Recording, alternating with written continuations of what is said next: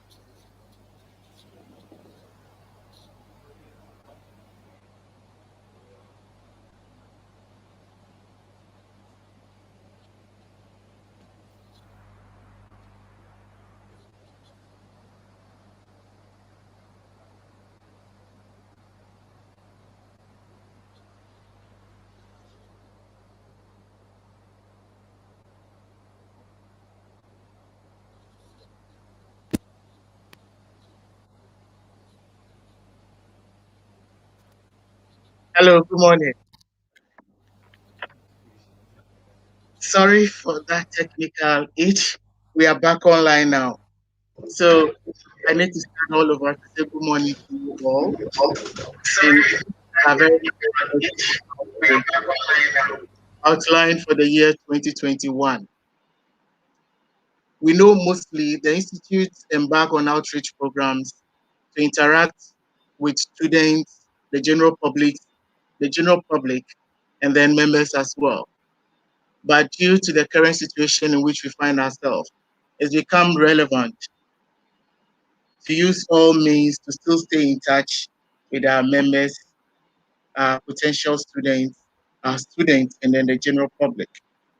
So this morning marks the very first virtual outreach for the year 2021.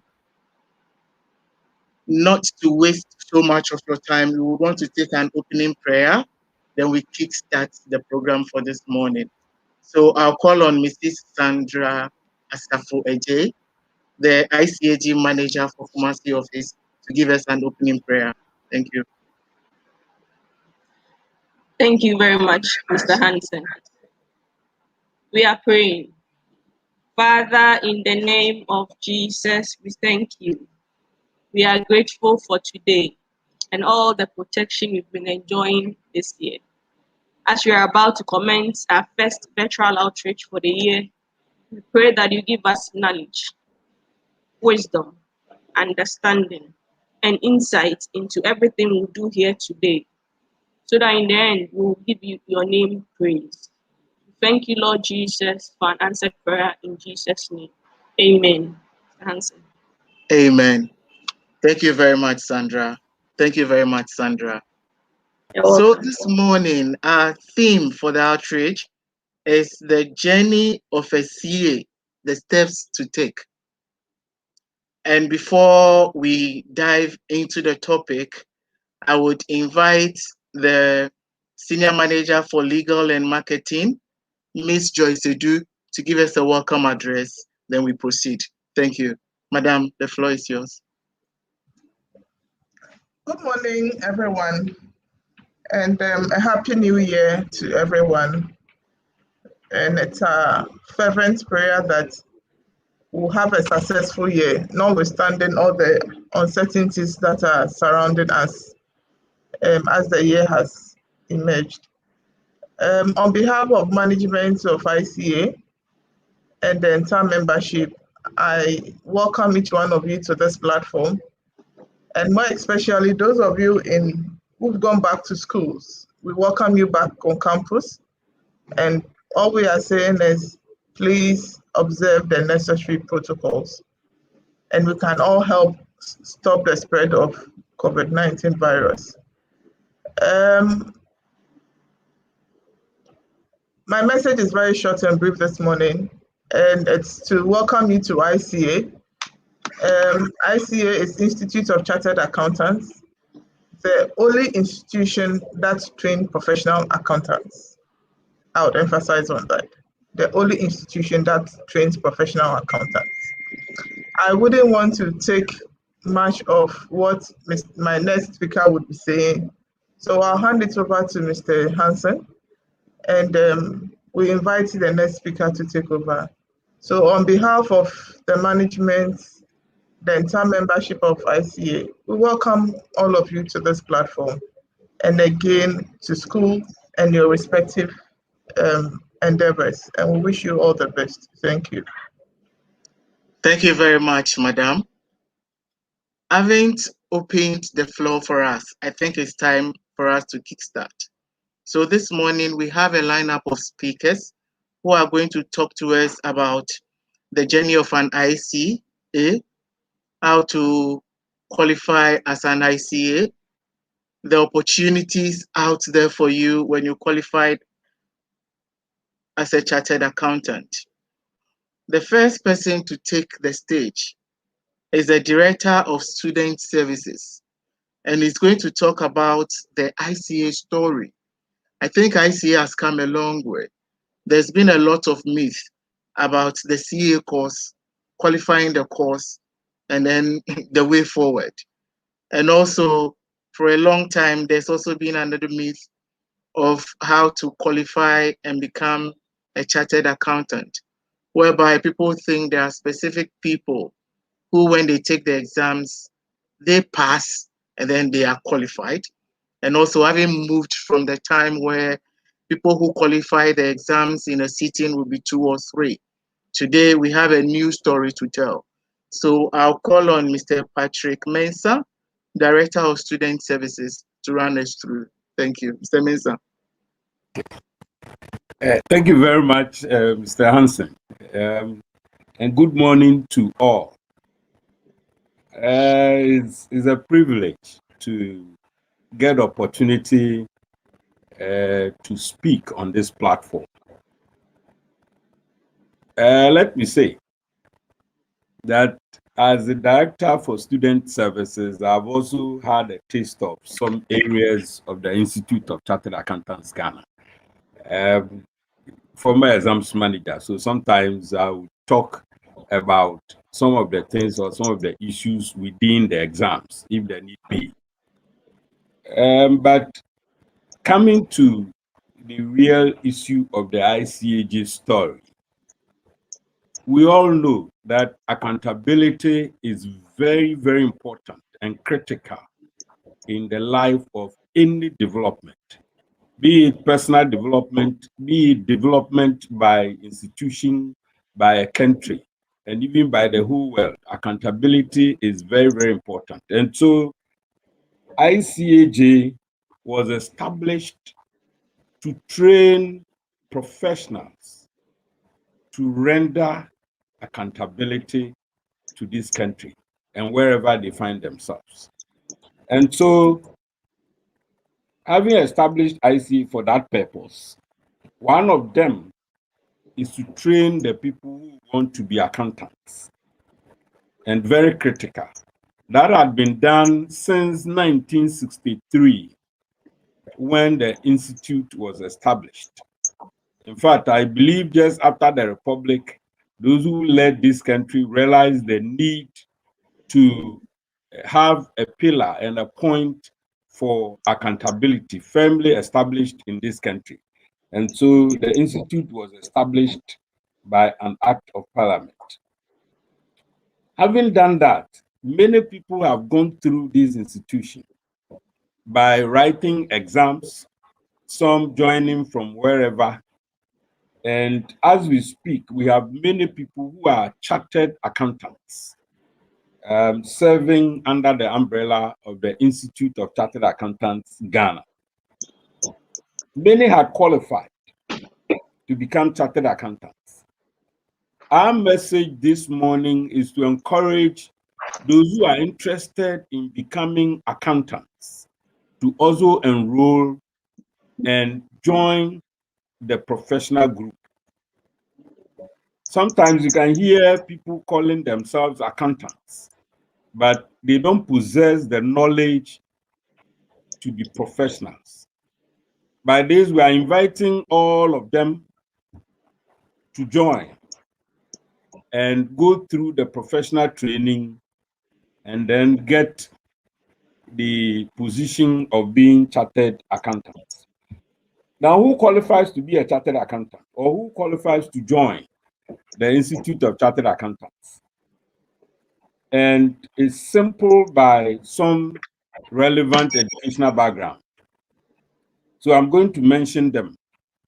The first one is when you have a WASI qualification. When you have a qualification from the West Africa Exams Council called WASI. And so if you are listening to us and you have a child who wants to be a chartered accountant, then the opportunity is that that child can enroll with the Institute of Chartered Accountants, get trained, and eventually or ultimately become a chartered accountant. So those with WASI qualification can enroll. Those with SSCE, those who wrote the SSCE those days can also enroll. WASI, you need at least a C6 grade, C6 at least, to qualify to be on the ICAG program.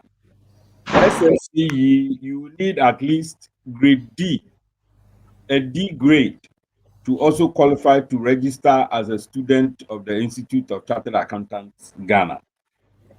Then it gets to those with diploma.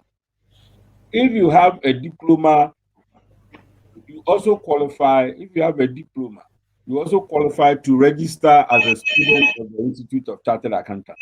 I'm taking my time to go through the qualifications so that the people who are interested can join and then become members or become students of the institute. Those with diploma can also register as students of the Institute of Chartered Accountants. HND holders also qualify to join as students of the institute. Degree holders also qualify to join as students of the institute.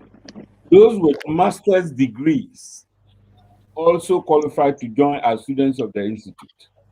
Then those with PhD, in fact, currently we are having some PhD holders also joining the institute as students to write the exams.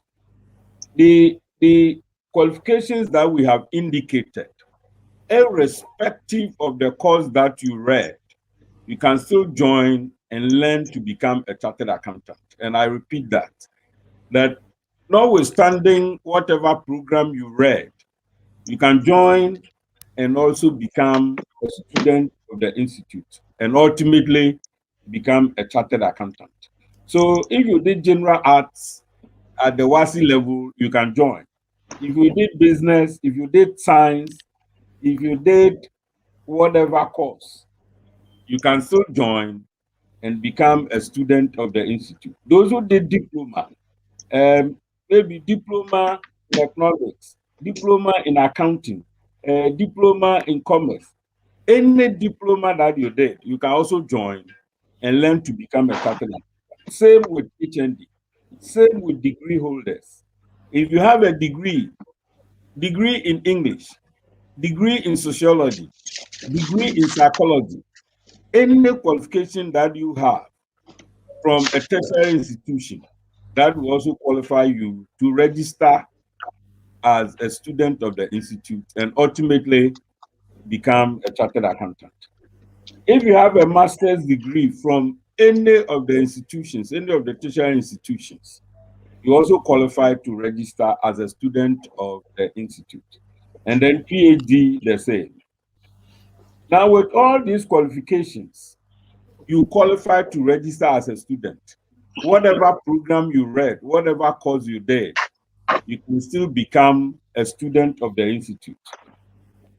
Now, those who have done some level or who have done accounting up to some level of their education will be exempted from some papers. So I want to talk about that one.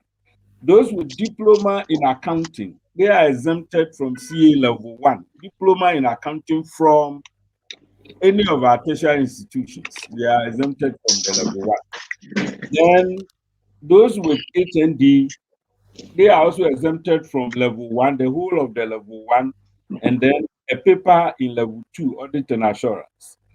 Then those with degree from our universities are also exempted from level 1, and then 2 papers at the level 2, audit and assurance, and then tax, principles of taxation. Now, if you have a master's degree in accounting, you're exempted from level 1, and then 5 papers at the level 2. So you will write 5 papers and get chartered.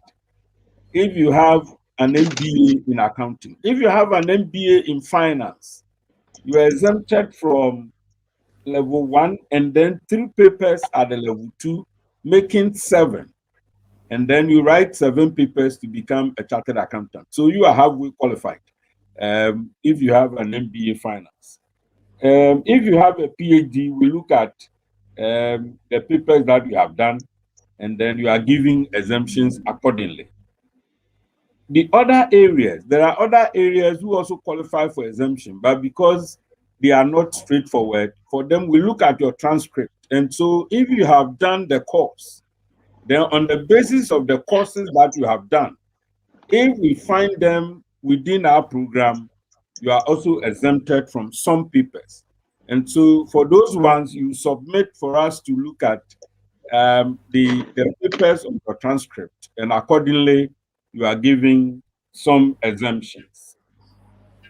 There are many people who are qualified today who came with these backgrounds. I know people who came with WASI, and today they are chartered accountants. They are practicing, they are working for our country, Ghana. I know people with diploma who have also gone through the CA and are qualified. Um, I know people with degree who are also qualified, same from University of Ghana, from University for Professional Studies, from Winneba, from KNUST, from UCC, from all the universities, UDS, all the universities that you can think about, who have also gone through the program and are qualified today. And so wherever you are, the advantage with our program is that wherever you are, you can study and become a chartered accountant. The reason that you can be anywhere and study to become a chartered accountant is that we have virtual platforms where you can be at home, comfort of your home, and then we bring the knowledge to you at home. And so we In have the webinar tuition meeting, centers so spread please call throughout. out or talk to the marketing manager to find out. We have tuition centers spread out. In fact, from Tamale down to Accra. When you go to our website, you find many of these tuition centers. And added to it is our own college.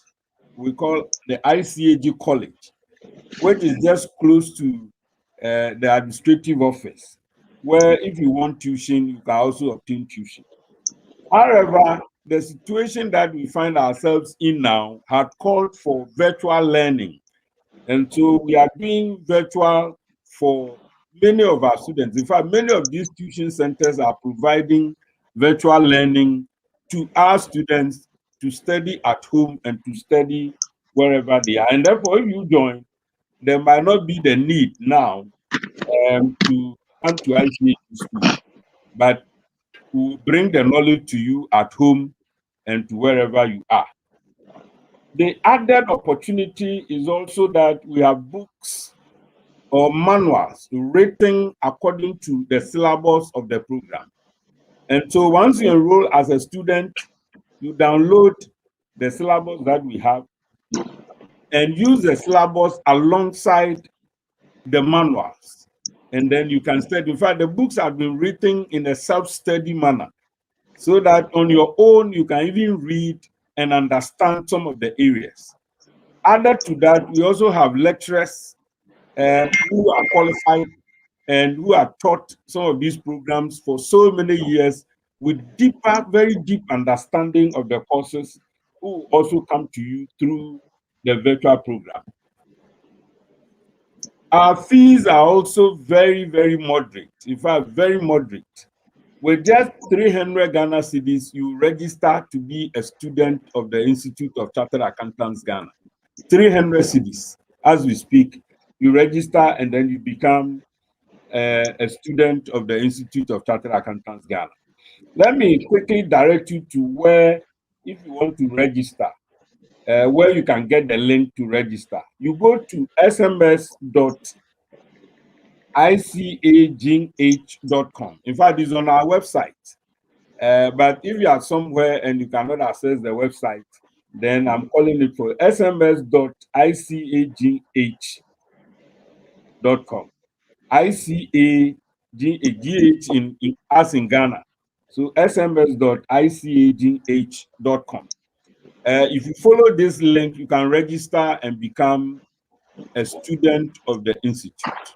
When you qualify, that one we know that the gate is open. I have seen young guys coming from various areas of this country who registered and wrote the CA. Today, you meet them and they are wonderful people working in so many areas. And so accountability, as is required everywhere, so also you find accountants everywhere in this country. And so my recommendation to Paul's, my recommendation is to say that if you have not enrolled yet, please quickly do that. It doesn't matter the situation we find ourselves in now, because virtual learning is available and you can access it wherever you are. Thank you, Mr. Hansen. Hello, Mr. Hansen. Thank you very much, Mr. Mensah. Thank you. From what I deduce from what Mr. Mensah just told us, what he's trying to say is that it doesn't matter your background at all. Just have the desire to become a chartered accountant. And then you can hook on to the CA program. And then you gradually go through, you qualify, you get a good job, you get settled, and then you'll be happy with yourself. So we urge you, especially, we want to do away with the idea that it's only students with business background or students from the university who read accounting who can do CA. No, CA is for everyone who desires a good profession and a very well-paid job. From what we've taken from Mr. Mensah, we'll move on to the next person. But then we want to urge you to visit our website, www.icagh.org, You can get all the information that Mr. Mensah told you this morning. You can get all the information there. And for our friends or students in the tertiary institutions, for you, it's a very good advantage for you to really start the course, especially those of you in your final year. If you have not, and you're on this platform today, kindly visit our website, or you can come to our office as you give the location. Come and have interactions with us. We'll direct you as the way forward. And for those of you who have just entered the university in your first year, this is the advantage for you. You could start with your studies. You can take your lectures from school while you use that to study the CA course. And then before you even graduate from the university, you will have a professional certificate to go out with. So you will have an added advantage compared to your colleagues who will just be concentrating on the degree before the professional. So this is a short advice for you. We will move to the next one, which has to do with the steps to take to be a CA. And that one will be taken by the Director of Member Services. And the name I'm going to mention is very synonymous to most of you in the universities, especially if you are in your third or final year. This man happens to be a council member of the institute as well, and he's lectured most of you, and I think you all love his lectures as well. So I'll call on Mr. Augustine Ado to take the platform to take us through the steps to be a CA. Thank you, Mr. Ado. The floor is yours.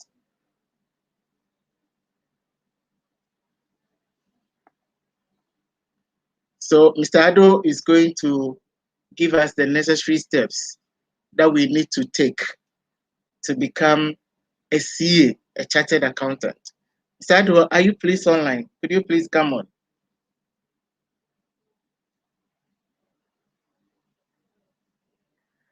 I don't want to skip Mr. Ado because what he's going to tell us is quite important. But if he's not ready, I don't know if Thomas is there. Thomas, are you ready? Mr. Thomas Osei, are you there?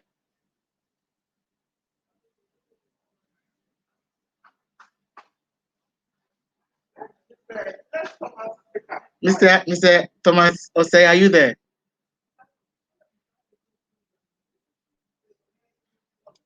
Thomas, can you please come online? Please take the next. Hello, Thomas. So Thomas is going to tell us how to be a CA and then a student relationship. Hello, Thomas. Please take the floor. I think your microphone is on mute. If you could please unmute yourself. Thomas, could you please unmute so we can hear you?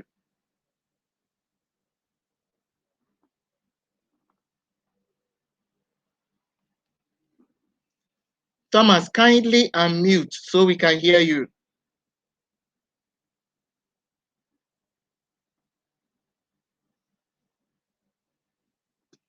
Thomas will take us through student relationship. He's the ICAG manager for the Central Region, and the office is at the Cape Coast Technical University.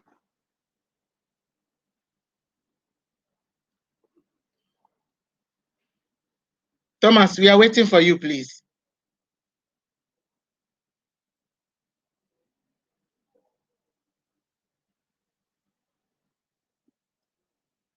If Thomas is not also ready, can I ask if Mr. Mensah is still active online? Mr. Mensah? Yes, I am. Could you please help us with the relationship with ICA and our students as well? Okay. I'm sure Thomas will come back. So let me handle Thomas, that. could you please come on? We are waiting for you.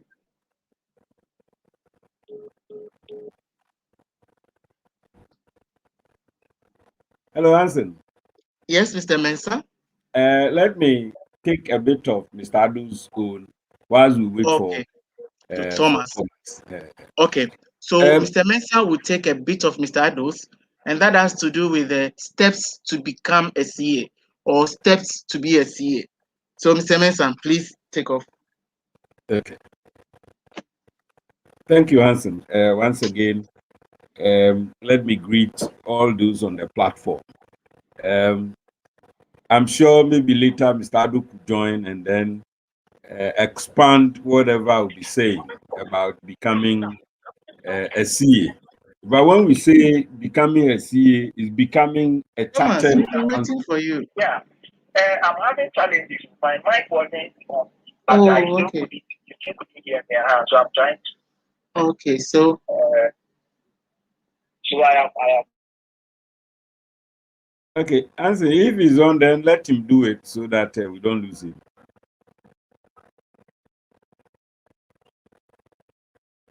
Hello, Hansen. Mr. Mensah, please go on. Please go ahead, Mr. Mensah. I was thinking Please go you ahead. pick Mr. Osei so that we don't lose him. Okay, so becoming a CA, in other words, becoming a chartered accountant. When you have gone through the program as we have spoken about, you have written your exams, you have passed the exam, either with the Institute of Chartered Accountants Ghana or from elsewhere, you need to join the institute and register to become a member.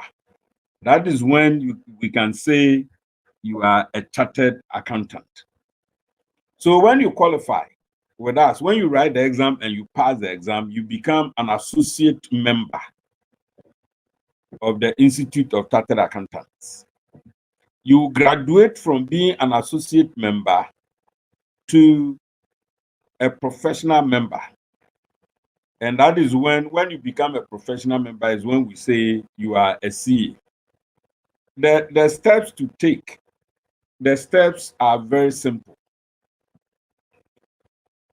The first one is that you register with the institute. So we have a form you complete it online and submit. When you submit the form, when you submit your application, it will be vetted. Then after the vetting, if you qualify, then you are given. The policy is that one, you should have qualified from your mother institution. So it could be with ICA, it could be with any of the foreign PAOs or any of the foreign accounting organizations. When you qualify, you should work for at least 3 years. You work for at least 3 years. Once you have 3 years working experience relating to your area or relating to accounting and finance, tax and others, then you qualify to be a member of the institute. In that case, the form that you have completed will come with your qualification. It will come with your years of experience, where you have worked. And if you have done 3 years or more, then you qualify to be enrolled as a member of the institute or as a chartered accountant. And so once you qualify, the next process is to have worked for 3 years. And then if you work for 3 years, you qualify. So those who have worked for 3 years and have not come for the membership, our advice is that please come for it now. It is time. Otherwise, you are reducing your rank. Because when you qualify, whether you qualify with ICA, you qualify with any of the foreign ones that we accept or recognize, when you qualify, you need to fill the form and submit to the Institute of Chartered Accountants Ghana after your 3 years of work and upgrade to the level of becoming a member of the institute. At a well-organized program, you'll be certificated. You'll be given a certificate of membership, and then you become a chartered accountant of the institute, and a chartered accountant recognized everywhere in the world. And so our appeal is that there are many people who have qualified with many of these POs, or even with the Institute of Chartered Accountants Ghana, They have worked for more than 3 years and are not coming for the membership because they found work and they are working, they are getting paid. I'm sure we'll get to the point where if you don't come for your membership, it will be difficult to call yourself a chartered accountant anywhere. And so on this note, we are appealing to all those who have qualified, who have written the exams and passed. In fact, the qualifying exams and passed, whether with ICA or with any institution outside the country, Ghana, and had passed and had worked for 3 years or more to submit their applications to become members of the institute and to become chartered accountants. So the process of becoming a CA is very simple. You just complete the form, indicate your qualification, your years of experience. It will be vetted from the institute. And once you qualify, approval will be given, and then you pay some little fee, and then the next moment, you are a chartered accountant. What is a bit difficult to do is to go through the exam. And so after going through the exam, if you don't come for the membership, which will give you the recognition as a chartered accountant, then I think you've been unfair to yourself for not doing that. So I'm just appealing to those who are associate members and have been associate members for so many years because they are working and they think that that is it. That is not all. You need to come for the membership. Dancing. Thank you very much, Mr. Mensah. Thank you. So, Mr. Mensah has just given us the process to become a chartered accountant. And I think, like he said, it's quite simple. It's quite simple. All you need to do is to fill the form, submit it to us. The form is vetted. And when you qualify, you definitely go through the process and you become a member of the institute. And then our membership is also opened to other members or other professional qualifications in accountancy. So you may not have done CA, but an affiliate or another one, you can just go through the process, apply for the membership, and if you qualify, you just get a nod, and there you go. So all you need is your 3 years working experience. If you have that, and you have the qualified certificate as an accountant, you can apply for membership with the institute. And that is how you become a CA. Now, we want you to send your comments on our chat platform. It's live. You can send all your questions there, and then we will take it and then go through. Yes, sir. Please, I've activated the Kwedu one so that I can use that one to speak. We urge you all to go online, send your questions, and then we can assist you with whatever you need. We'll move on to the next question or to the next speaker. But then we also have a questionnaire online, which we want you to fill so that we get your responses from our virtual platforms and see how well we can improve our interactions with you. So Mr. Thomas Osei is ready. He's going to take us through the steps in terms of relationship with ICAG. As you become a student, what are the benefits you get from us? What are some of the things you stand to gain as a CA? We normally go through all the various university campuses interacting with students. Mr. Osei is going to tell us what you are going to benefit as a CA. So, Mr. Osei, the floor is yours now. Thank you. Okay. Thank you, Mr. Hansen, and good morning to you all. Hope you can hear me. Yes, we can hear you perfectly. Please go on. Okay, sorry, I think I had some technical hitches at the beginning. Thank God we've been able to work around it so that we can have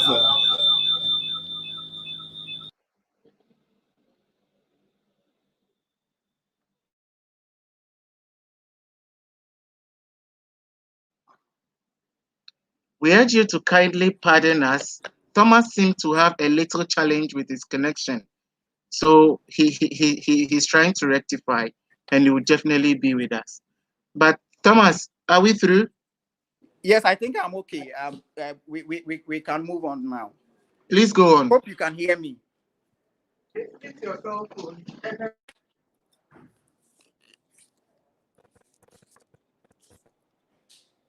Hello, I hope you can hear me. Yes, sir, we can hear you. Please go on. Okay. So, like I said, this morning, basically, I'll be taking the students on this platform through some of the relationships we've had so far with our students, as well as the CA professional program is concerned, especially in these difficult periods that we all find ourselves in this COVID period. So, for the past 58 years, ICAG has been around providing accountancy training and services to our key stakeholders. And when I talk about key stakeholders, I'm referring to the members of the institute as well as our students and the general public. Now, my focus this morning will be on the students, how we can remain very close and maintain a relationship with our students in this period of COVID. So in the next 5 or 10 minutes, let's discuss measures that have been put in place to meet the key needs of our students in relation to the registration process, in relation to how they can prepare and write the exams, in relation to how they'll be able to assess their exams when the results have been released without any difficulties. Now, one key thing about the CA professional program, and I believe it applies to other professional programs, are the needs of the students to be able to go through the program. And one important thing I want to talk about this morning is access to quality tuition. I think Mr. Mensah touched a bit on it, but I also want to re-echo it. Quality tuition is an essential element to passing any professional exams, and ICAG is not an exception. So we have given accreditation to tuition providers to provide quality tuition to effectively prepare our students to be able to write and pass the CA exams. Now we have both face-to-face and virtual classes being organized for our students by the accredited tuition providers. So when you come to especially the ICAG college, I think they have both options where people can come to the main block and have their tuition, as well as people can join from far and near through the virtual classrooms that have been provided. I know of other tuition providers that are making sure that students are not handicapped in this COVID period, and they are opening up virtual classroom for them to be able to have their tuition. So if you are a student and you're on this platform and you want to register to enroll to become a professional accountant, quality tuition is still assured, even in this difficult period. Now, another important thing that I also want to touch on this morning is the use of our social media handles. We have activated the use of our social media handles. Now, the Department of Student Services last year, we created a Telegram page, called the ICAG Students Telegram page to host most of our students. And it's a platform where students are encouraged to ask all their questions and do all the inquiries that you have ordinarily come to the office to do. So the main office and then the branch offices, we want to limit the physical contact with our students. So the Telegram has been provided so that all your questions, all your queries can be put on those places, and then we assure you there will be an officer to respond to all the questions that you have for us as far as your registration preparation to write the CA professional exam is concerned.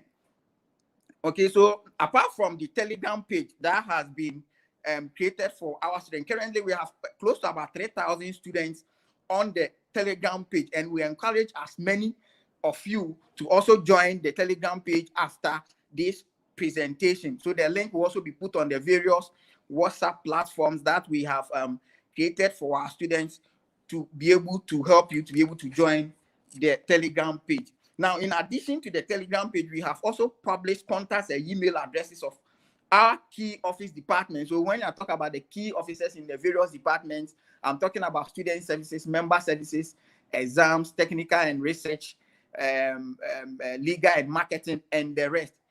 Contacts and email addresses of people have been published. So in case you want to contact the institute, okay, to have anything to do with students registration, exam registration, there's somebody always ready to assist you in whichever way the person can help. We have also activated our Facebook page as well as our Twitter and other platforms, okay, where we have a lot of information that our students can go and have access to. Now, another important thing I think Mr. Mensah talked about is the website of the institute, which is www.icagh.org, www.icagh.org, where we have published a lot of information there, everything about the institute, all our events and programs, timetables, fees, every information that you look for as far as ICAG program is concerned has been made available on our website. If you want information on the chief examiner's report on any examination date, you can get it on the website. Past questions have been posted. The students' journal and other publications have been made available on the ICAG website, where students can easily go and download them. Now, apart from that, Mr. Mensah also touched on one important thing, which is study materials. Study materials are very, very important as far as preparing to write the CA professional program is concerned. Now we have manuals covering all the 14 subjects together with their question banks. Currently, students can order manuals online. I think I have seen the link at the comment section streaming below the StreamYard. So students can pick those links and then order their manuals, and then we'll deliver to their doorsteps. When you come to the branch offices too, we have made arrangements where you are coming from Takoradi, like Cape Coast office is located in Cape Coast, and if you are from Takoradi and you want to have access to any of our manuals, you need not travel to the office, and all you have to do is to contact us through our phones and our WhatsApp platforms, and then we'll be able to deliver the manuals to you at a fee, minimum about 5 to 10 Ghana cedis in addition to the cost of the manual, and then it will be delivered to you. I am told in Accra we do delivery services. If you buy above 200 Ghana cedis, the institute will do delivery for you without charging you anything. All these arrangements have been put in place to ensure that our students are very comfortable in this COVID era. And now, to be able to move the accountancy education and training to the next level, we have been around providing a lot of support services, and we have collaborated with the traditional universities as well as the technical universities as well as the private universities in most fronts. Okay, so these are some of the things that we've put in place to make sure that we are very close to the tertiary students. And I believe that a chunk of the CA students are coming from the universities. So if you check the students database that we have now, most of them are university students, most of them are technical university students, and some are in the private universities as well. So we have a lot of collaborations, we have a lot of programs that we sponsor for some of these institutions. Now, the first that I would like to talk about is the scholarship for first class students. ICAG have a first class a scholarship for all those who come out with first class, irrespective of your program of study. So that is a motivation enough for you to come to the university, okay, and do a program and aim at getting a first class, knowing that after the program, ICAG is going to register you on the scholarship to be able to read and write the program without paying anything.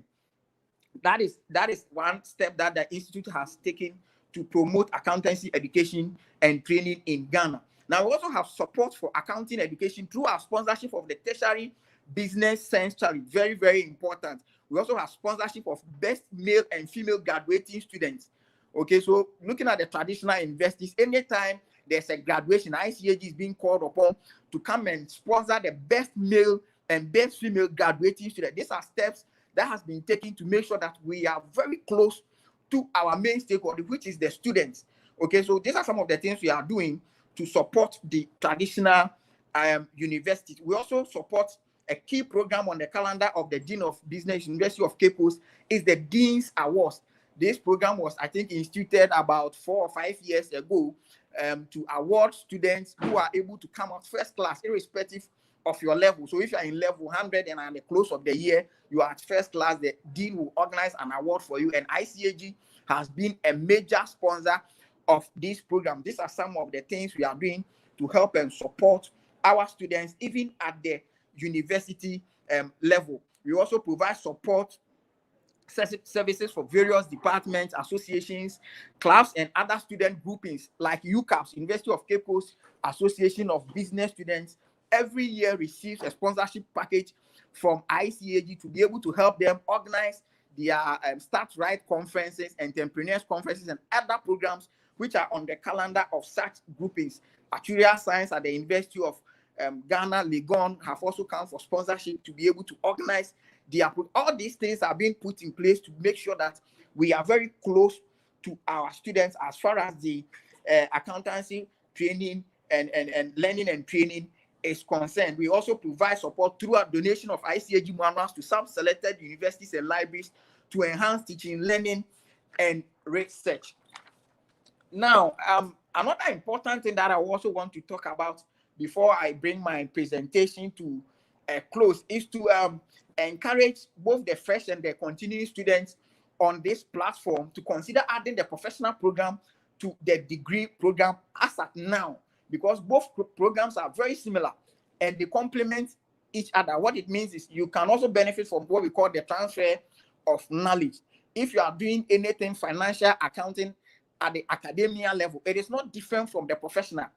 Okay, so that is how come most students register the CA professional program and do it in alongside with their academia program, and by level 300 or 400 the person is almost done.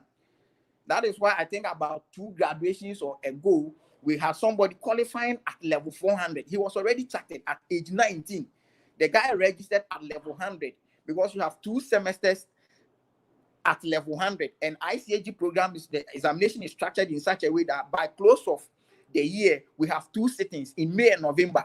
So if May you register 2 papers, and then in November you register the remaining 2 papers, by close of the year or by close of level 100 you are done with ICA level 1. So it is possible by the time you get to level 300 you are almost done with the CA professional program. So that is why we are encouraging the young ones to start looking at the professional program even at this level. It used to be okay for you to get to the university and use all the 4 years to do just 1 degree program. Now it is not enough because a lot of people are in the system with just the degree. And imagine after your national service is completed, after your national service, and you don't get maintained at where you did the service, and you have to start looking for a job with just 1 certificate. It always becomes so difficult. Okay, in combat, it always becomes so difficult in using just 1 certificate in search of a job. So what we are advising is for you to blend the academic certificate that you have with the professional. We have our members working about 23 different sectors of the Ghanaian economy, and for some time now, it is not possible for somebody to finish the CA professional program and will not land a decent job. Okay, so I encourage you to start the CA career program now, because there will never be a better time. Okay, and then because of the time and the age you qualify has also become very, very important.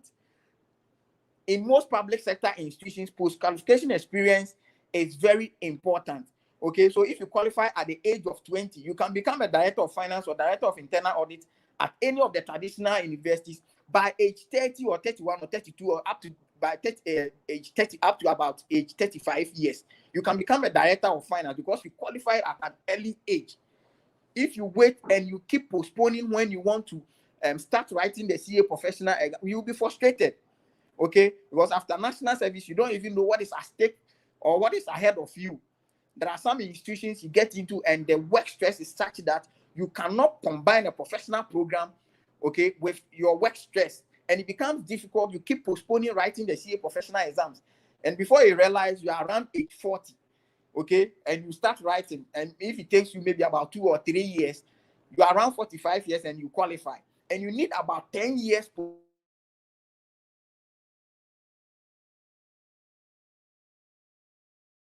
finance or director of internal audit in some of the public sector institutions. So that is why we are advising that as a matter of agency, you add the CA professional program and you write it alongside the academic program, so that by the time you are done with your academic 4 years, you are also done with the professional program.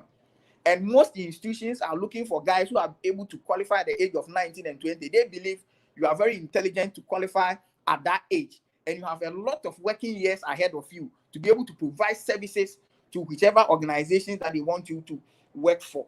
And then one important thing that the institute has also been doing is to help our members secure well-paid jobs after completion. In most cases, organizations have written to ICAG to provide them with competent personnel. So all what we do is to go to the database of the institute, and we provide these institutions with the members that we have on our database. Like I said, we have members working in about 23 different sectors of the Ghanaian economy, some in private practice, some in public practice. So if you go to Controlling Accountant General, a chunk of chartered accountants are there. Audit service, we have our members there. Some are doing their private consultancy services. Some are into teaching and all that. So there's no way you complete the CA professional program and there will not be anything for you to do. So basically, this is what I have for the students who have joined the program this morning. I hope that after this program, a lot of you will log on to our portal, which Mr. Mensah spoke about, which is sms.icagh.com, to be able to do your registration. And the registration is very, very simple. In case you have challenges going through the registration process, all you have to do is to contact us through the published contacts that we have streaming beneath this streamline yard. And then all what we will have to do is to provide us with your registration details. That is your certificate, your birth cert, your passport picture, and some private details that will require you to be able to do the registration on your behalf. And when we are done, we'll send you the link back so that you'll be able to go onto the portal and do the payment, apply for the exemptions you want to apply for, register for the exams you want to, and then even if you want to check your results, any other thing that you want to do at the portal, you'll be able to do it without complicating yourself with whatever COVID that we have been confronted with. So basically, that is what I have for you this morning. I'll be on standby if you have any questions for me based on the presentation that I have done. I'll welcome them and respond accordingly. Thank you, Mr. Hansen, for the opportunity. Thank you very much, Thomas. I think Thomas has given us a lot of information about our relationship with the students and the general public. I think there isn't much to say about all that is said, but then we have our offices located in Cape Coast on the Cape Coast Technical University campus. We have another office at Kumasi Aunjo Roundabout at the IPMC building. And then we have another office in Tamale. So most of you within these regions, anytime you are home, you could visit any of the offices for any information. And our head office is at East Legon, Okponglo, on the Trinity Avenue. You can come in here anytime you have anything to be sorted out for. But then, because of the COVID protocols and the processes that we're going through, our social media platforms are all active, and you can send every message, every question to any of those social media platforms. Also, our website, www.icagh.org, is very active. We have all information that you would require there. Just log on to our Telegraph platform as well, and then interact to ask questions. And from what Thomas said, the Institute also offers scholarship for students with first class honors. And it doesn't matter your background. It doesn't matter what particular course you did at the university. All you need is to graduate with the first class, and then we will offer you scholarship to do the CA course. You will not pay anything. Also, the Institute collaborates with most of the universities, and we also offer sponsorship to these universities. So if you belong to any of the departmental organizations or the departmental units in your universities, you could contact us for support in terms of your student activities and all other programs deemed relevant. At this point, we have a last presentation to do. But before we do that, we have a lot of comments in our chat box. So I want Mr. Mensah and Thomas to be on standby to pick any of the questions that come out which they feel they can contribute to it. So I'll just move straight ahead to our first question, and that is coming from Isaac Kubesika Adamite. He wants to know how long it takes a student to secure exemption. Can Mr. Mensah take us through that? How long it takes a student to get exemption? Isaac wants to find out. Um, how long it takes a student to secure exemptions? It should be within a day or two. We are having a bit of a challenge on our portal now for exemptions. I'm sure maybe he had applied and it's not been approved yet, and that's why he's asking this question. But we have a bit of a challenge on the portal. It's getting resolved by our IT staff. Once it's resolved, approvals will be given, and then you can go ahead to pay. So it doesn't take a long time. It's just vetting your certificate and seeing whether the qualification falls within the exemption arrangement. Once it's within, the approval is simple. And so this will just bear with us for a few days. I think we've had some outstanding exemptions for some days now, but IT is resolving the issue. Once it's resolved, we'll go ahead with it. So it takes not more than 2 days to approve exemptions. Okay, thank you very much, Mr. Mensah. And Sandra, Kumasi office, I hope you're also online. So you can take any of the questions that come in. So we all assist Mr. Mensah. Mr. Mensah, the next question is from Selassie. He wants to find out if you still have to pay a fee, even though you qualify for exemption, you qualify for sponsorship or scholarship. No, Is it if you compulsory to qualify pay a for fee if you if you qualify for qualify for scholarship, scholarship? the scholarship coverage. Let me just give the coverage of the scholarship. We have two types of scholarship at the moment. We have the ICA scholarship and then the ICA UW scholarship. The ICA scholarship for first class students, if you qualify, it takes care of your student registration fee, it takes care of your exemption fees, it takes care of your examination fees. It doesn't include books, it doesn't include classes. So if you are doing tuition or you are obtaining tuition from a tuition center, it's not part of the ICA scholarship. But even the three that I've mentioned, the registration, exemption, and then the examination fees, if you put it together, is almost over 2,000 cedis, and that's a lot. Now, where you come to pay fees is where you are not able to pass certain papers. So we give you the scholarship registration, you don't pay, exemptions, you don't pay. And those ones, you will never pay for them. Then you register for the exams. If you write the exams and you fail, you are still on the scholarship. But if you write the same paper twice and you fail, then the policy is that you have to revert to fee paying. What it means is that there are people who are not on scholarship and they are writing and passing. So why should somebody be on scholarship? In fact, be on the recognition for brilliance and then write the same paper twice and fail. That's the argument. And so if you write the same paper twice and you fail, then you revert to the fee paying. You go back to the fee paying. That's the only time that you pay for even when you are on scholarship. What it means is that at that point you lose the scholarship status, and so you come back to fee paying. The other scholarship, which is the ICA UW scholarship, that one is given to few people by ICA, Institute of Chartered Accountants, England and Wales. We have an arrangement with them, so they give the scholarship to people who have performed very well with the CA, and it comes from the CA result.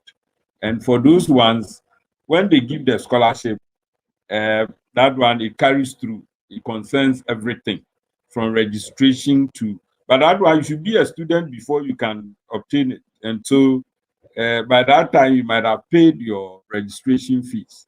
But apart from that one, all payments including books, including classes, everything. They pay for you, but that one is for very few people. The ICA one, which is for all first class students, is for registration, is for exemptions, for exams. And the exams, as long as you write and you don't fail, or as long as you write and you fail only a paper, or you fail the paper once, you continue to write. So you can fail a paper, come and write again, pass the paper, and you are still on the scholarship. But if the same paper, say financial reporting, you fail once, then you get opportunity to write again. Then you fail the second time. The third time, you revert to the fee paying status. Of course, what we have paid for already, you don't refund them, but you continue from where you got to the scholarship. Okay, thank you, Mr. Mensah. Sorry. Michael Ampa, I think your question has also been answered. And your question was, if you started the exams already and you've written level 1, but then you qualify for scholarship and then you apply for it, is your level 1 papers which you sat and paid going to be refunded? I think you've got response from what Mr. Mensah just said. So that answers it. Yes. And then we'll move to the next question by Mark Cromwell. How long does it take to get your exemption? This one I think has also been answered, Mr. Cromwell. So please, let's refer to what Mr. Mensah told us about the exemption. For the exemption, it is approved immediately you apply. Provided all your transcripts and everything are intact, immediately you apply, it reflects on the system and responses come to it. We'll move to Ruben Romeo. He says he's a student in level 2. Wrote first 2 papers in 2016, but couldn't make the pass. He went to the university for a degree in HR. Can he submit the HR degree for exemption? Can either Mr. Osei or Sandra help us with this one? Or Mr. Mensah, if he still can take it. This one, I think the nature of it, maybe I need to pick this one. Yes, at the time you were going for the degree, you had not attained that competence. So now that you have the degree, you can use it to apply for the exemption. Yes. Okay, that is quite simple. So Romeo, you get it. Agnes says she applied for exemption since 2019, but she's not heard anything. Agnes, we will need your studentship number. Please type your studentship number for me. We'll refer to it. Okay. And then also, yeah, you should just go back to his portal. He should give you the student number and go back to her portal as well. But let's get the student number and handle it also from there. Thank you. So Agnes, you get the response. Please go back to the portal and then check in there too. Stephen says, why must a level 3 student pay exemption cost for all 4 papers? For all 4 papers, irrespective of the number of papers he or she sits for level 3. Mr. Mensah, can you please address that? Hello, Mr. Mensah, are you there? Oh, Osei, can you take it? As I'm here, okay. This is like consensus exam. The policy is that for the final, you have to register for all the papers. The final level, you have to register for all the papers. If for a reason you could not write all the papers and you go and write only 2, that one is your matter. But you have to, you see, we got to the point where people at the final level, they want to write 111. And if people write 111 and people write in May, they won't write in November. Then it's going to take somebody 4 years to complete the final. The institute will not want that. When you get to the final, you must pass and complete and go and use your certificate. And that's why at the final, you must register for all. Again, some of the papers at the final are linked, or they are interlinked, if I want to put it that way. So when you register for all of them and study all of them together, they help. And that's the reason. The other way, maybe if we are bringing this thing up, then the next thing will be an enforcement of the policy that you have to register for all the 4 and You see, what brought this one was the credit system we have introduced at the final. That now if you pass one, you are credited. So somebody registers for 4, you write 2, he passes 2 and is credited. And that's why this thing is happening. Otherwise, you have to register for all the 4 papers at the final and write all the 4. But we know that you can't. And when we're having the referral system for 3 papers, then you should write either 4 or 3 and pass at least 3. Otherwise, the 2 will not give you anything. So it's a credit system. So if we are questioning why you have to pay for all the 4, if we are not careful, then we'll bring back that the other policy, which will say that register for the 4 and write 4. And then you get, so that's the reason for that one. So when you register for 4, in the mind of the institute, you are writing 4 papers. If for a reason you decide to write only 2 and get the credit for whatever pass you get, that one is your choice. Okay, thank you, Mr. Mensah. So you now got the reason why you should take all the 4 papers. We'll move on to Abigail Mensah. She wants to find out the number of papers you can take in a sitting. And she says she's also aware that scholarships are for students with first class, and it doesn't matter the institution you come from. So she wants to find out that if you've already started the exams and you qualify for a scholarship, is your money going to be refunded? I think Mr. Mensah has addressed that, but you could still go through it. The number of papers you could take per sitting, and then if you've started the papers already and you qualify for scholarship, is your papers you've written going to be refunded?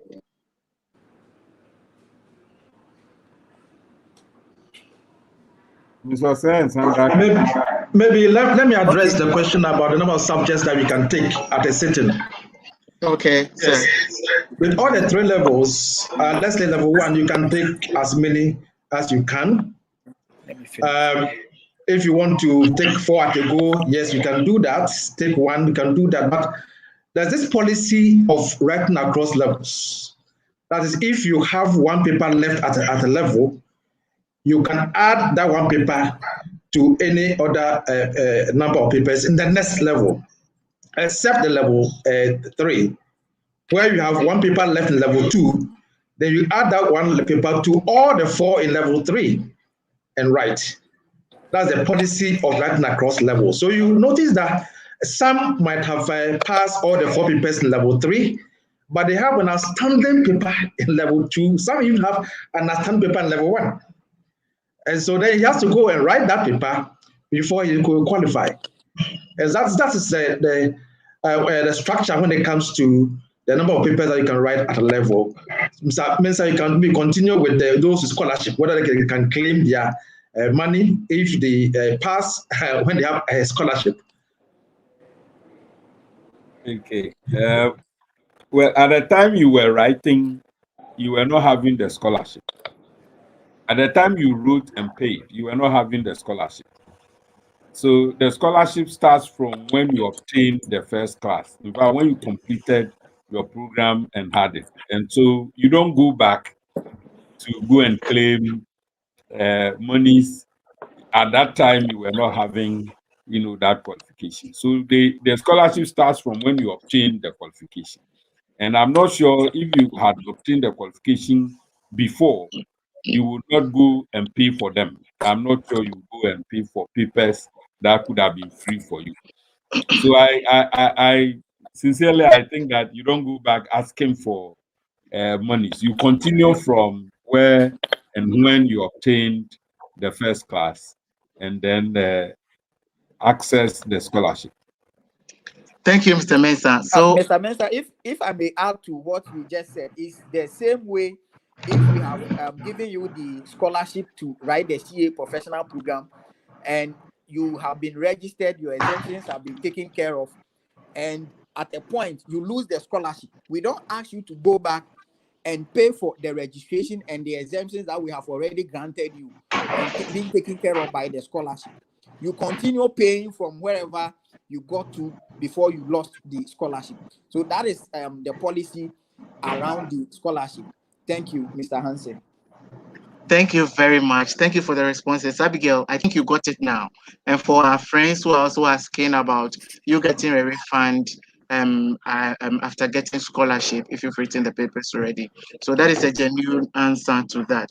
Now we got to the very crucial moment of this presentation, and we're going to talk about the ICAG courses and the privileges it gives you. Now, ICAG courses has been structured in a particular way. Just like somebody asked if you could why you need to sit all the 4 papers in level 3. We have the technical director with us at the moment, and he's going to take us through the ICAG courses and then the privileges it offers you. So I would at this point invite Mr. Osei Ejejemfi to take the platform. Thank you. Thank you so much, Hansen, for this opportunity. And good morning to you all, our dear friends, the prospective students, and those who are students. I'm sure some of our members are even connected.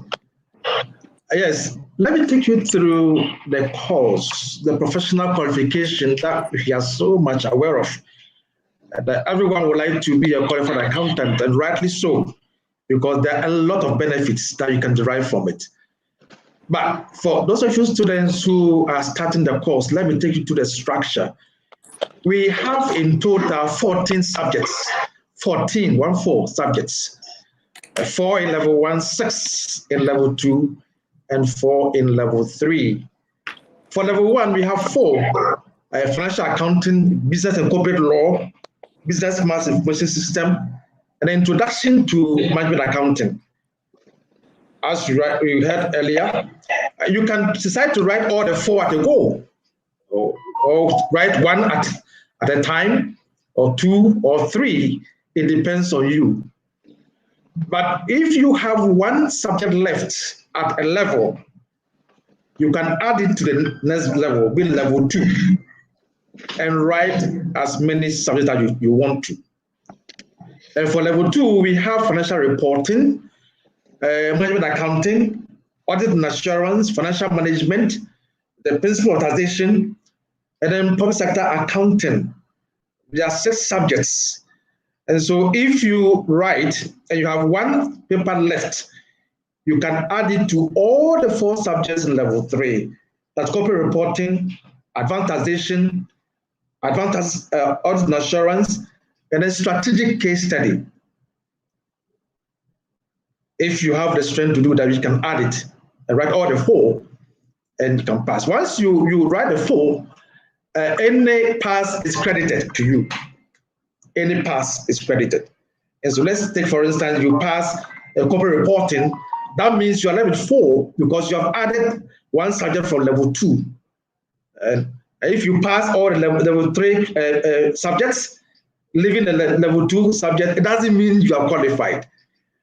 You will drop from the qualifying list until you pass the outstanding paper in the level 2. It can even be paper in level 1. I've seen a situation like that where the person had 1 left, and then he added to level 2. He passed all level 2 papers and left with 1. He added to level 3. He passed level 3 papers, left with 1 level 1. That's a rare occasion anyway, and so I don't expect you people to have this result. You all pass and go. Now, we should also realize that these subjects are related, and it can determine your pass or failure. Financial accounting is linked to financial reporting and corporate reporting. And then business and corporate law is on its own. That's the same with BNIs. But the introduction to management accounting is also related to management accounting. And of course, audit and assurance relates to advanced audit and assurance.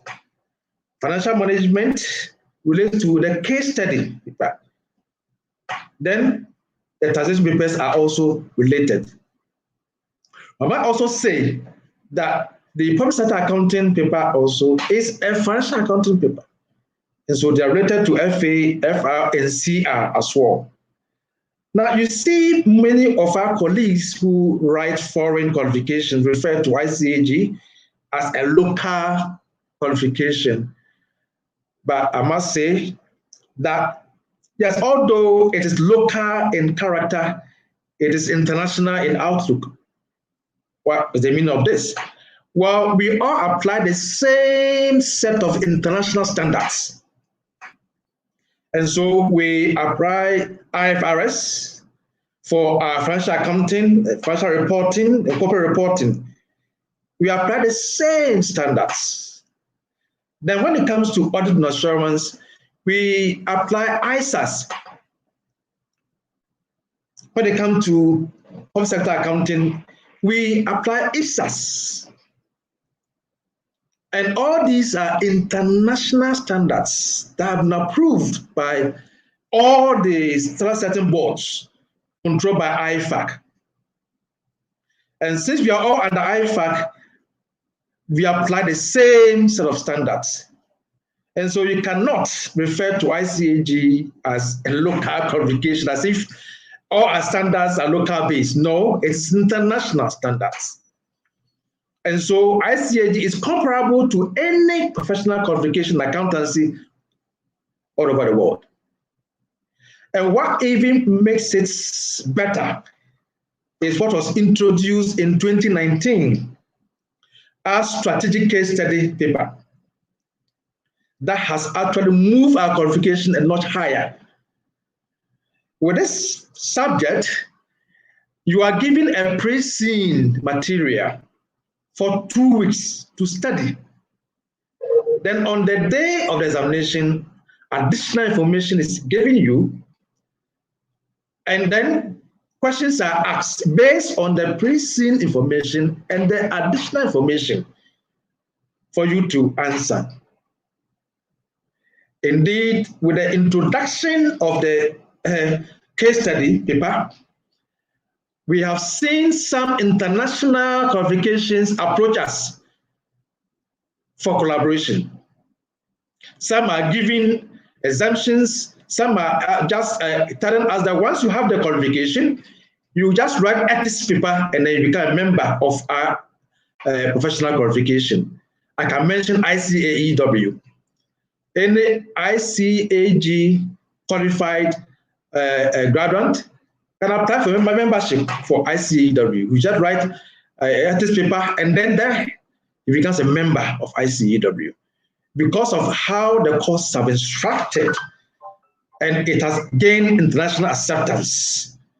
And so I can assure you that our qualification, although local in character, is international in outlook. Then why ICAG when you are in Ghana? Now you should know that ICAG is the sole regulator of the accountancy profession in Ghana. So what it means is that for you to be recognized as an accountant in Ghana, you must be a member of ICAG. In fact, a new bill that will soon become an act will give legal backing to what I just said. And what that also means is that it is only members of ICAG who can act as public accountants. Why public accountants? You know, when you pass down, you will see firms like Deloitte, PwC, EY. Then also we have local ones as well. They are all accounting firms. And they have practitioners who have been licensed by ICAG to express an opinion on a financial statement. It is only members of ICAG who can be licensed to express an opinion on a financial statement, or financial statements. If you're not a member, you can't be licensed to do so. And so that places ICAG in a very unique position to license members to practice as public accountants or accountants in practice. And so if you are thinking of any qualification, don't think of any other but ICAG, because you'll be practicing in Ghana here.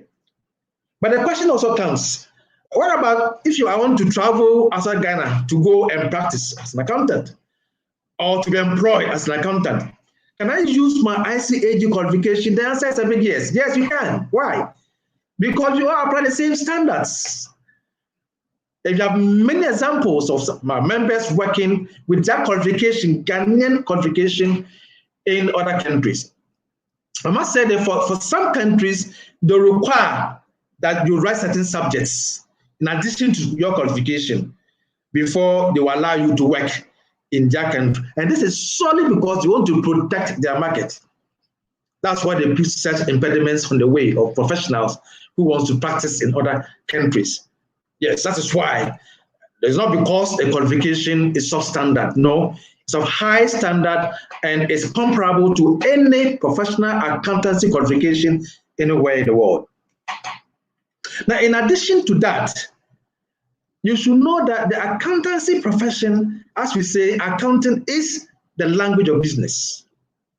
What it means is that in every organization, you will need an accountant. I mean, that's a very unique profession.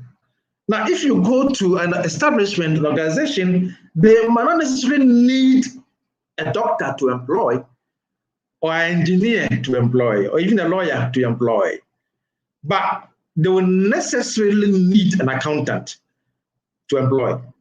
Whether it's a small business, medium-sized business, or a large-scale business, they all need accountants. And so that makes accountants hot cake, because every organization will need one. Now, how many qualified accountants do we have? We are less than 7,000. Meanwhile, we have many companies. That should tell you that many of those manning their finance, their accounts, are not qualified accountants. But because of the lack of accountants, that's why they make do with what they have. And so there is the need for us to realize that the accountancy profession is in high demand and to continue to be in high demand so long as we have businesses operating in this country. Now, having said this, I also want to talk briefly about the ATWA qualification. It's a middle level qualification that is also run by the Institute. And I want you to take time to visit our website and read more about this course. Now, this course prepares middle level accountants for the market, for the job market.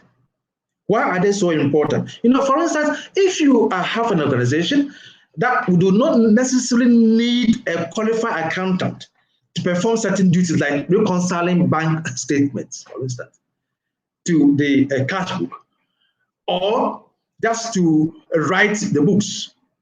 You don't need a qualified accountant to do that.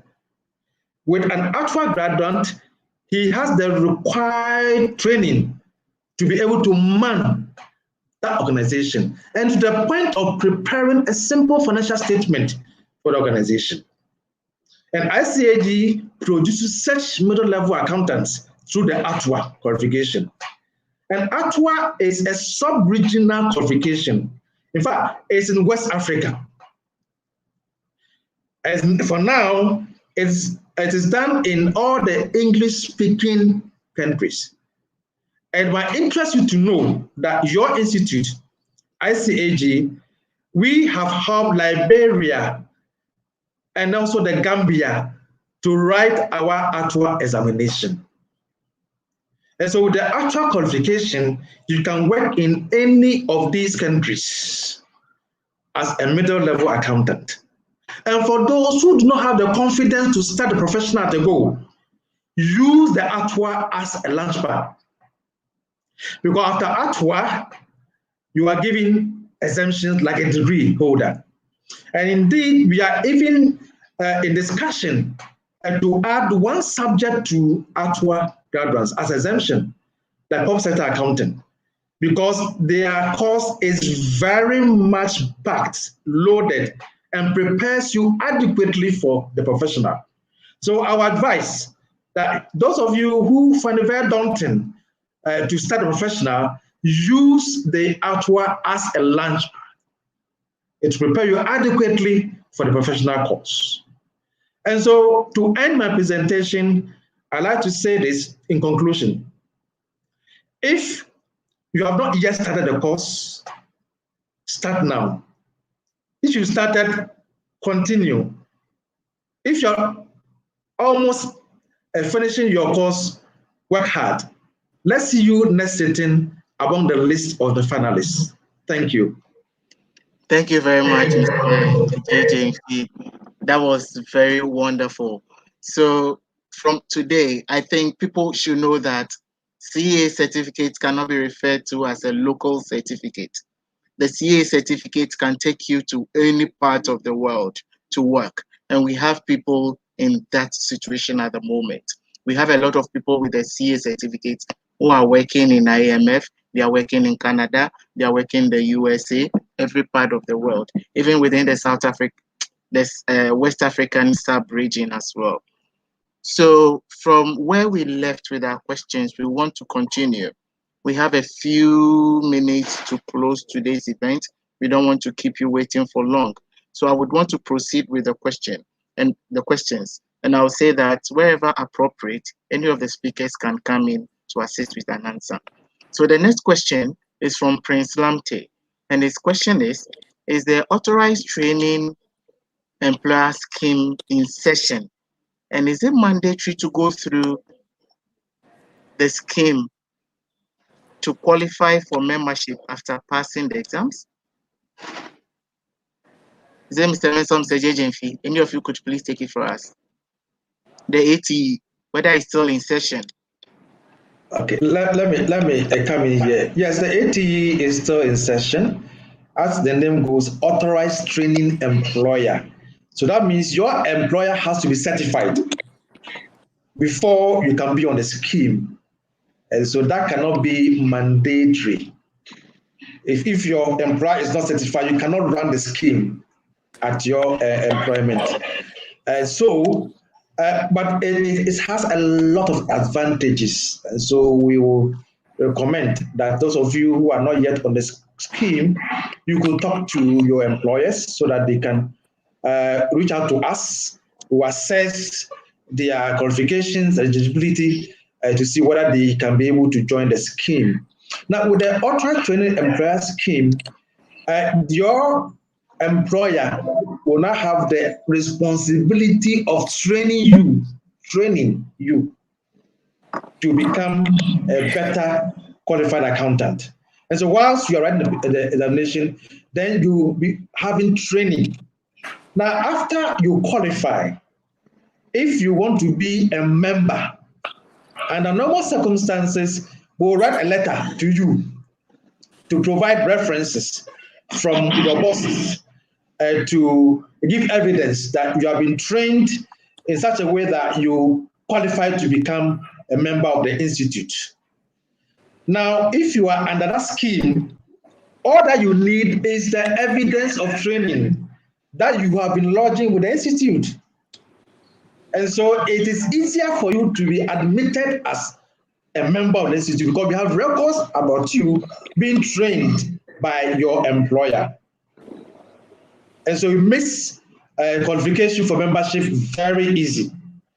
But for those who are not on the scheme, what it means is that you have to record your training so that when it is time for you to be admitted as a member, you just come for a letter from the institute to somebody that you work under who supervises your work to give a testimony of your training whilst working under him or her. Now, we will receive all these recommendations, and based on that, a committee will determine whether you qualify to be a member or not. If you qualify, then we'll make preparations for you to go through an induction program before you are admitted as a member. So I must say the ATE scheme is very beneficial. And so those of you who are not yet on the scheme, talk to your employers, reach out to us, and we'll help you to be on the scheme. Thank you, sir.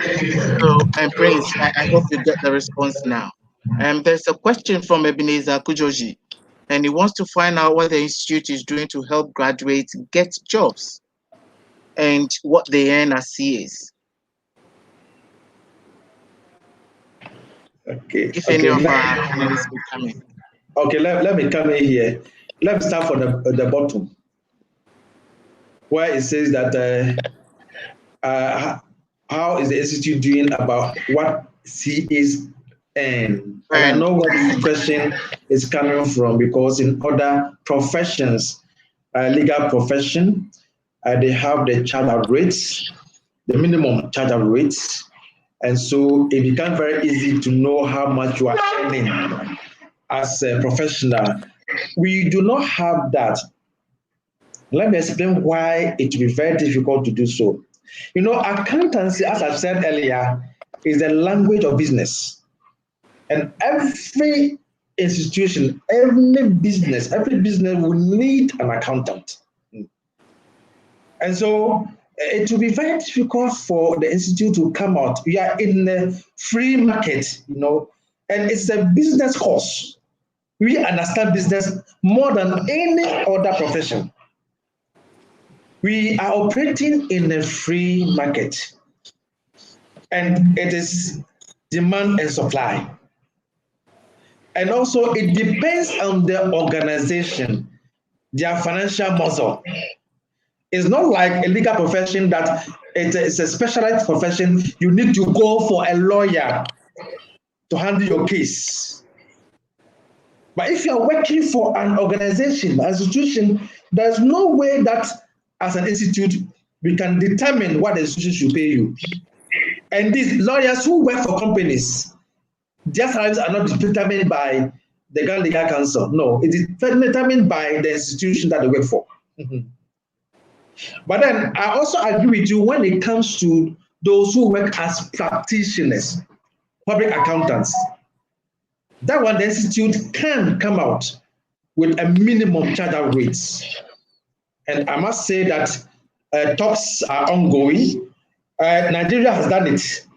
And very soon we'll also have something like that for practitioners, public accountants, so that they can have a charge out rate, a minimum charge out rate for their services. But for those accountants in business working for other companies, it is very difficult. You need the free market, very difficult for us to come out a minimum salary for accountants. It's not anywhere. I mean, lawyers don't get that. Engineers who work for institutions don't get that.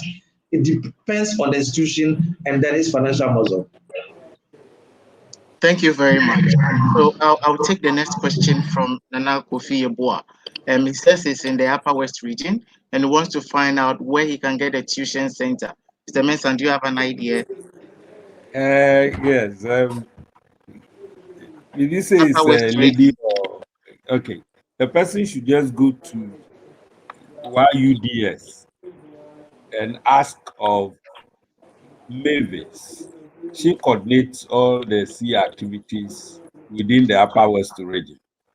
So the person should just go to the administration or the accounts office and ask of Mavis. And then Mavis would, because there are people already within the institution who are obtaining tuition. And so she could be of help as to the best place to go. Okay, Nana Kofi. But she can also go online and register for the ICA virtual school. That is it. It's done from Accra here, but you know it's virtual, so wherever you are, you can get it.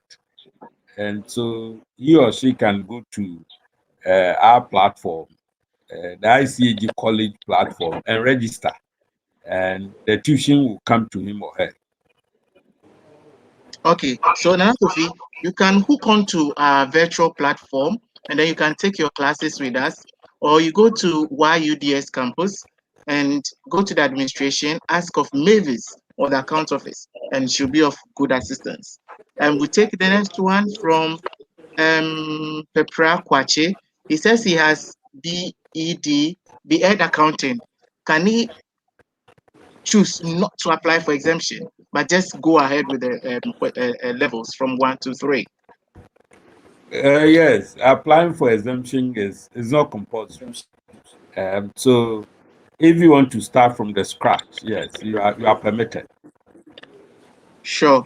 So it's permitted. You can start from level 1 And So, then, Mr. Pepra, like my brother Mr. Say explained, the subjects are linked.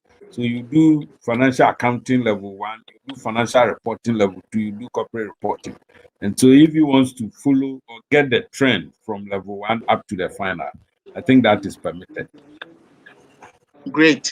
So, Mr. Pepra, you can just start from scratch with the knowledge you have acquired. Just start from the level 1, and gradually you graduate to the final level and you chatter. And I'll take the next question from Kinatha.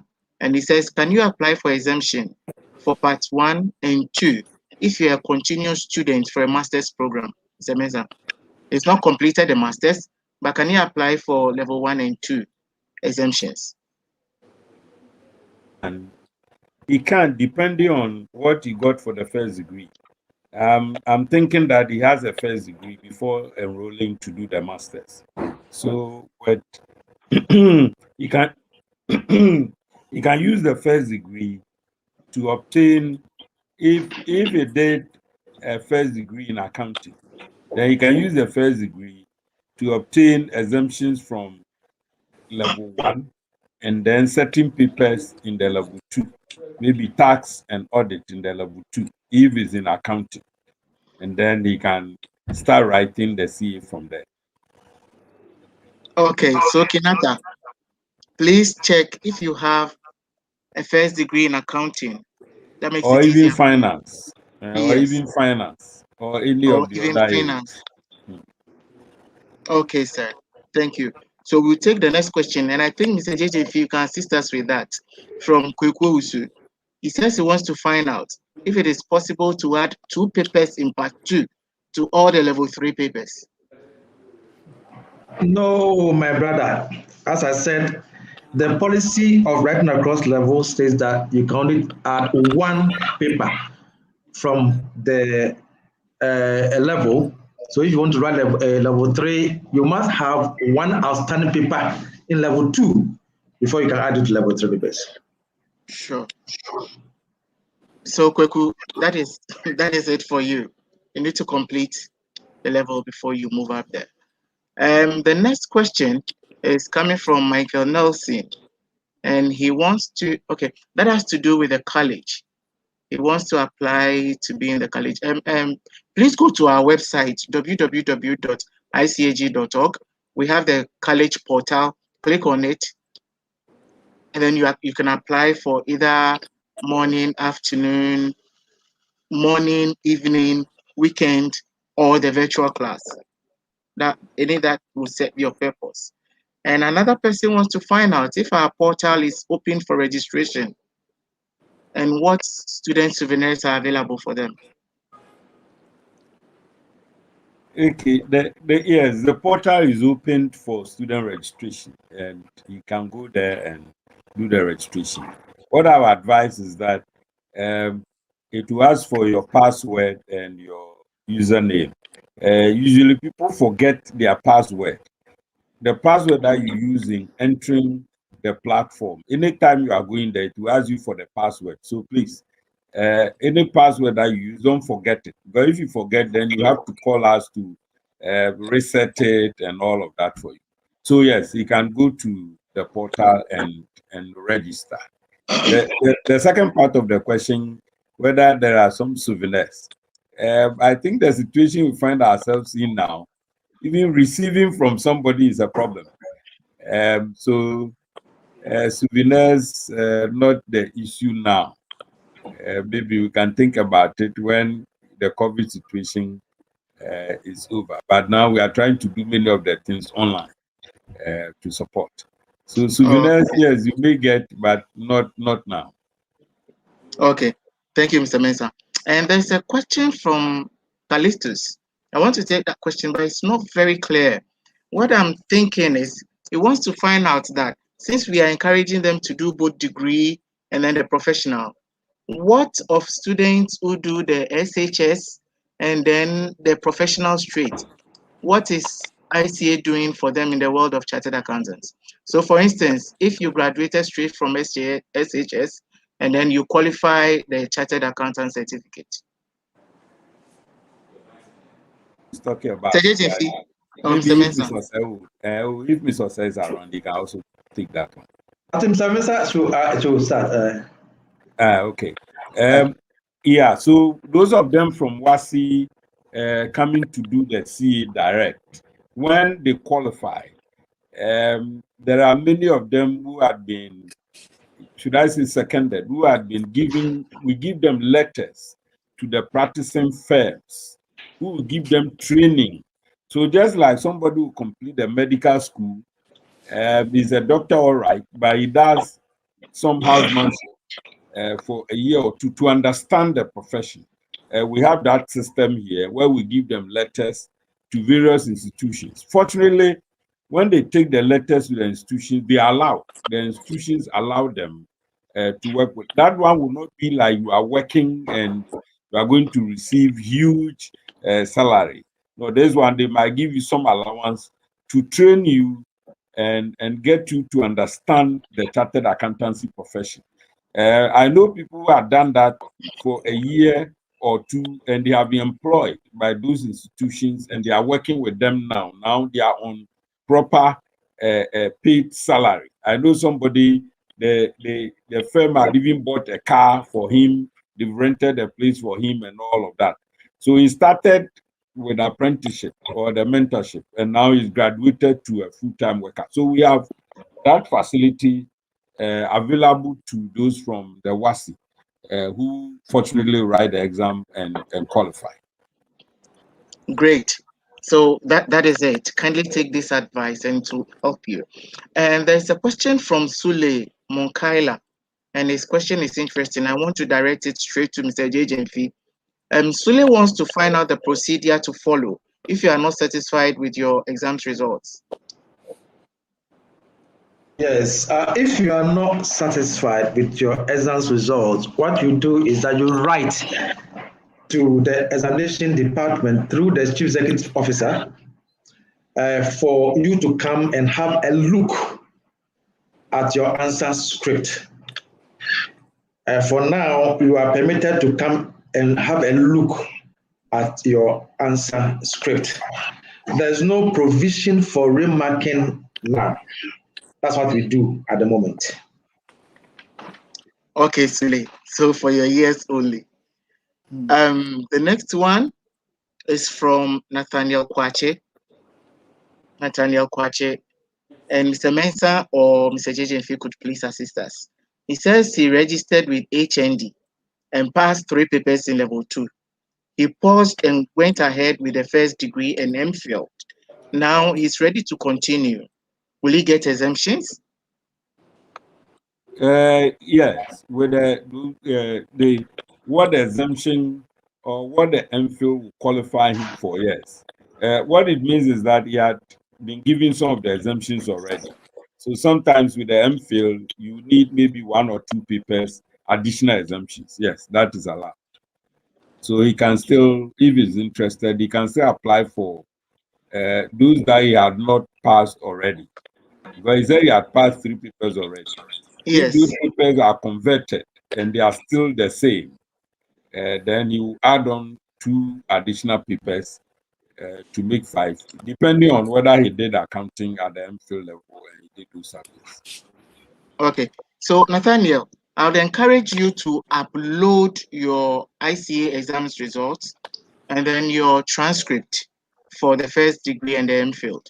The unit will go through and then they'll indicate specifically what papers should be exempted from and continue like Mr. Mensah just said. And the next question is from Eric Ayete. What are the exemptions for a member of Institute of Financial Accountants UK? What exemptions are available for members of Institute of Financial Accountants UK? There are some institutions that we have collaborations with. If is not one of them, then we need to send it to the committee, Institute of Financial Accountants, or our technical people to do evaluation. They need to do some work on the institution and see the accreditation before we can determine the exemption. So if we went through Institute of Financial Accountants UK and they did some papers that are related to, and he wants to join the CA to write the exam, you should just forward the transcripts to the students' portal. Then we would pick them for technical to work on them for us. Thank you, Mr. Mensah. We have a few minutes to go, so I'll take about 3 questions, then we bring the curtain to a close. From George Ofori, he wants to find out if he can pay exemptions in installment. Well, the issue is that you pay in full, but sometimes depending on the situation. So, for instance, those who are the university, when they complete fresh and they don't have all the money to pay for the exemptions, some of them they pay for the level 1 so that they'll be enabled to write some papers in the level 2. So maybe if you are not fully prepared to pay for all, then you can pay for the level 1, maybe up to when the exam, it will be time for the exams. Because exam will need your other exemptions to add on to make your result complete. So, for instance, if you have the level 1 and you write maybe with the first degree in accounting, and then you write the 4 papers and you pass all the 4 papers, and then you have 2 outstanding exemptions not paid, it will not add to your result to indicate that you have completed the whole level 2. So when you pay for the level 1, then you must make it a point to try and pay the remaining. But as it is, you can pay for the level 1 to enable you write some papers in the level 2. But make it a point to try and pay so that that result will be added to your exam result. Okay, George. So please make it a point to pay so that the results will be reflected and you get the avenue to move to the next level. And the next question, can someone get exemption for management accounting with MBA finance? Can you be exempted from management accounting with MBA finance? This one, let me say no. Unless the school does it and they do it exhaustively. Even that one, we will have to take it to the technical unit to certify that they've done it. And I haven't seen the school doing MBA finance, doing management accounting. But in case there is, then when you submit it, we'll escalate it to the technical directorate. They will look at it for us and see whether it matches with the management accounting we have here, and then the exemption could be given.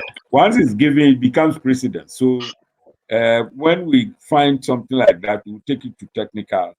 The technical will assess the background and see whether it matches what we have here, then we can go ahead. But as a test, I haven't cited MBA finance getting exemption from management accounting. It's not common yet. Okay, thank you, Mr. Mensah. This question is from Equia Ejepoma Deborah. She wants to find out, after qualifying to be a chartered accountant with ICA Ghana, can you apply for membership with ACCA? Mr. Jejenfi, are you there? Yes, I'm here. Yes, so after qualifying ICAG, can you apply for membership for ACCA? ACCA has their own set criteria for admitting members to their qualification. And from what I know, they will ask you to write some papers before they will admit you as their member. This policy is still being reviewed by ACCA. I must say that somewhere in 2019 November, we had a meeting with ACCA. We raised these concerns with them because other qualifications, higher qualifications like ICAEW, now recognize ICAG as a higher qualification. And so after qualifying, they just require that you write an ethics paper, then they admit you as their member. But ICC has not followed suit. And we discussed with them, and they assured us that they look at the matter and review their policy regard to membership of ACCA. But my question is, why do you want to be a member of ACCA? For what reason? Once you are ICAG qualified, that qualification can earn you any job anywhere in the world. With ACCA qualification, doesn't mean that automatically you can work in UK. It doesn't work that way. It doesn't work that way. As much as I wouldn't like to discourage you, if you want, it's your preference, but I wouldn't recommend that actually. Okay, thank you. Thank you. Akuya, so you got the answer to that. And the next question, does ICAG accept A-level certificates? Semester? Yes. Yes, we accept A-level certificates. It qualifies you to write that, in fact, the exams. Yes. So Niama, you can apply register with that one. Yes, you can apply with a A-level certificate and it will be acknowledged. Okay. Then I want to take a final question from Priscilla Asari. Is it mandated to have national service done? And how can we, the SHS to CAs, get it? I don't get it, but she wants to find out that those who graduated with SHS and then they did the CA directly, can they do national service? Yes, they can do national service. We have an arrangement with the national service. In fact, if you complete CA level 2, the whole of the CA level 2, you qualify to do national service. So if you complete the whole CA, then you are more than qualified to do national service. We have that arrangement with the National Service Secretariat. And so when it is time, you just pick a letter from the Secretariat here, indicating where you are with the exam. In fact, first you pick your transcript from the exams. Then you bring the transcript to the student services. And then we'll give you a letter of recommendation that you have completed this part of the CA and therefore you should be permitted to do your national service and you'll be allowed. Thank you, Mr. Mensah. So Priscilla, you can do your national service with your CA, even at level 2. At this point, I will take my closing remarks from my 3 speakers, Mr. Mensah, Mr. JJMF, and Thomas Osei. So the floor is for who comes first. Okay, Thomas first, if it's there. Okay, Thomas, could you please give us your closing remarks?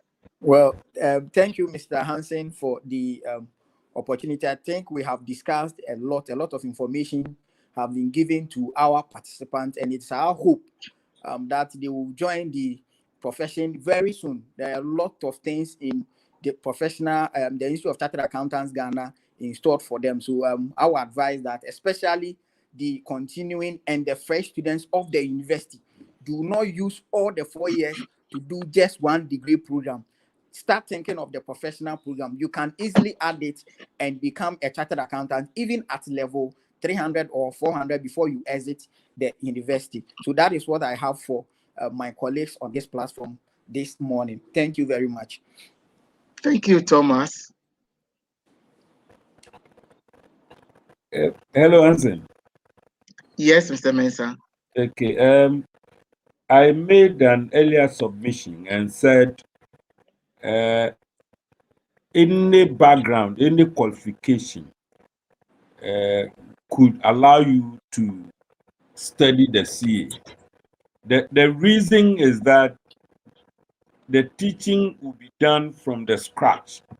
So we have institutions that will take you through the teaching as if you had never done accounting before. And they will teach you everything from the beginning up to the end. And so I want to reiterate the point that whatever your qualification is my brother had already indicated that accountants are everywhere, even on the sea. I know somebody who is more or less a seaman, but he is an accountant in the ship. So even on the sea, you have accountants. So everywhere you find an accountant. And therefore, if you add the value, whatever your qualification, you could have just like somebody who is a medical scientist or who is a doctor added on the CA. Whatever qualification that you have, you can add on and become a chartered accountant. There is no fear of the learning. You start the learning just like the way you started at the university, and you can write and get qualified or chartered. In case you have any difficulty, we have posted some numbers at the website. So refer to any of those numbers and we will assist you to register as a student of the Institute of Chartered Accountants Grant. Thank you, Mr. Hansen. Thank you very much. We have our contact numbers scrolling on the screen. You can pick any of the numbers and call and we can assist you. So we take a final one from Mr. Osei Ejejemfi. Yes, I'll be very brief by posing a question. What do you want in life? An option with unending possibility or an option with limited possibility? Accounting is a language of business, and so go for accountancy, for it has endless possibility. Thank you very much. It has an endless opportunity and everything that you can think of. By the grace of God, we come to the very end of our first virtual outreach program. And we know participants have really got the required information for them to make a decision on a profession that can take them to every part of the world. So we encourage you, you can hook onto our website, www.icagn.org, and then every information that you would require will be posted there. You can just go to any of our offices in Kumasi, Amujo Roundabout, Cape Coast, at the Cape Coast Technical University, and then Tamale. Talk to any of our officers. We have our numbers also scrolling. We will assist you for all that we need. Thank you very much, and thank you to our panelists for your time, and we wish you all a good day.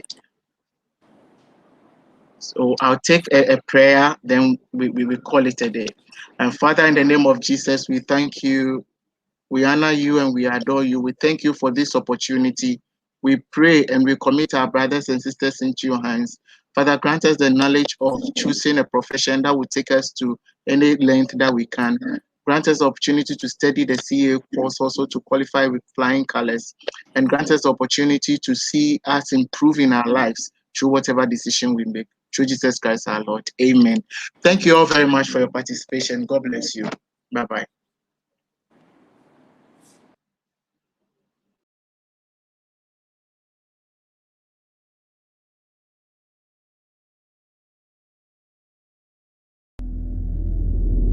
The very essence of leadership is to become more. At ICAG, we stand for leadership and we are inspired to offer more. Leadership stands up to be answerable. We use our national and international conferences to tell our story and hold ourselves to high global benchmarks.